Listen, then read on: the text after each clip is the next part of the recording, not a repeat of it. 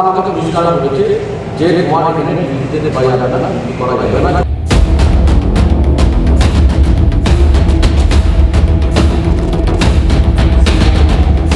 রাজ্যের শাসক দলের বিরুদ্ধে থ্রেট কালচারের অভিযোগ নতুন কিছু নয়। এবার এই অভিযোগ উঠল শিল্পনগরী দুর্গাপুরে। অভিযোগ, গত 9 জুলাই ধর্মঘটের সমর্থনে রাস্তায় নামার অপরাধে সিদ্ধার্থ বোস নামে সিপিআইএমের এক নেতাকে কারখানায় ঢুকতে দেওয়া হচ্ছে না। এমনকি বিষয়টি প্রশাসনিক স্তরে জানিয়েও কোনো লাভ হয়নি। অভিযোগ, তৃণমূল নেতা রিন্টু পাঁজার মারফত তৃণমূলের জেলা সভাপতি নরেন্দ্রনাথ চক্রবর্তীর সঙ্গে দেখা করতে হবে ওই সিপিআইএম নেতাকে, নইলে তাকে কারখানায় ঢুকতে দেওয়া হবে না। এমনটাই নিদান দেওয়া হয়েছে শাসক দলের তরফে। ধর্মঘটের পরের দিন থেকেই এই হুমকি দেওয়া শুরু হয়েছে বলে অভিযোগ। আমাকে পরিষ্কার বলেছে যে তোমার এখানে ডিউটিতে ঢোকা যাবে না, ডিউটি করা যাবে না যতক্ষণ না পর্যন্ত রিন্টু পাজা এবং নরেন্দ্রার সাথে কথা বলে, তিনি আমাদের এইখানকার নরেন চক্রবর্তী টিএমসির জেলা সভাপতি, তার নাম ব্যবহার করছেন, যে তাদের যতক্ষণ না পর্যন্ত ফোন আমাদের কাছে আসছে আপনাকে ঢোকার ব্যাপারে, ততক্ষণ পর্যন্ত আপনাকে এই কারখানায় ঢুকতে দেওয়া যাবে না। যদিও তার বিরুদ্ধে ওঠা যাবতীয় অভিযোগ উড়িয়ে দিয়েছেন তৃণমূল নেতা রিন্টু পাঁজা।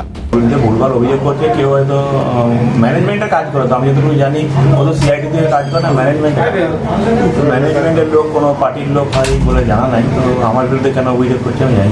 কোনো কাজে, আমার নেতৃত্বে কোনো কাজে ঢুকতে দেওয়া বাধা কোনো ব্যাপার নয়। ও কোনো নিশ্চয়ই ম্যানেজমেন্টে কাজ করে, তো নিশ্চয়ই কোনো খারাপ কাজ করেছে, তাই কেটে দেওয়া। তৃণমূলের জেলা সভাপতি নরেন্দ্রনাথ চক্রবর্তীর আশ্বাস, বিষয়টি তার জানা নেই, খোঁজ নিয়ে দেখবেন। আমি সেটা দেখছি, আর যদি সম্ভব হয় আপনারা ওই ভদ্রলোককে আমার সঙ্গে যোগাযোগ করতে বলবেন, আমি নিশ্চয়ই ওনার প্রবলেম সলভ করে দেবো, দেখে নেবো। আর আমি খবরও নিচ্ছি কি ব্যাপার হয়েছে অরিজিনাল। যদি কোনো প্রবলেম হয় কারখানায় যান, কে আটকায় দেখবো, আমরা পুলিশ আছে, আমরা বলে দেবো, পুলিশকে বলে দেবো কেন আটকাবে, যিনি ওয়ার্কার। অন্যদিকে কারখানা কর্তৃপক্ষ সাফ জানিয়ে দিয়েছে যে এ নিয়ে সিদ্ধার্থ বোসকে কোনো নোটিশ দেওয়া হয়নি। শ্রমিক আছেন সিদ্ধার্থ বোস, যিনি কাজে এসেছিলেন, কোনো তার ব্যক্তিগত কারণে উনি বেরিয়ে যান। সঠিক কারণ আমার এখানে জানা নেই। বাইরে কি স্ট্রাইক হয়েছিল বা ওনার আলাদা কি ঝামেলা ছিল বা কোনো রাজনৈতিক দল এটার মধ্যে ইনভলভ হয়ে গেছে, এটা সম্বন্ধে আমার অবগত নয়, আমি জানিও না। তো ওনার কোনো ব্যক্তিগত ঝামেলা যদি থেকে থাকে সেটার জন্যই উনি বেরিয়ে গেছেন। এটা আমরা এখানে ওনারা আলাদা করে কোনো নোটিশ করা হয়নি। আসা বা যাওয়ার জন্য কোনো বাধাই কারোর জন্য নেই।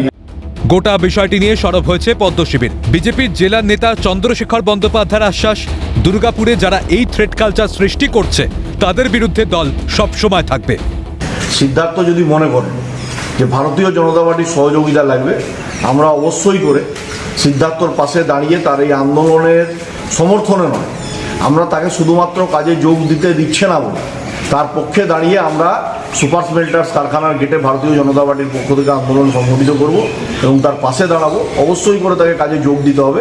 দুর্গাপুরে এই থ্রেট কালচার যারা সৃষ্টি করছেন তাদের বিপক্ষে আমরা আগামী দিনেও ছিলাম, আজও আছি, কালও থাকবে। দুর্গাপুরের এই ঘটনায় উঠেছে একাধিক প্রশ্ন। বিরোধী দল করলেই কি তাদের ওপর শাস্তির খাড়া নেমে আসবে? কবে অবসান হবে এই থ্রেট কালচারের? প্রশ্ন ওয়াকিবহাল মহলের। রাজেশ সেনগুপ্তের রিপোর্ট, ক্যালকাটা নিউজ।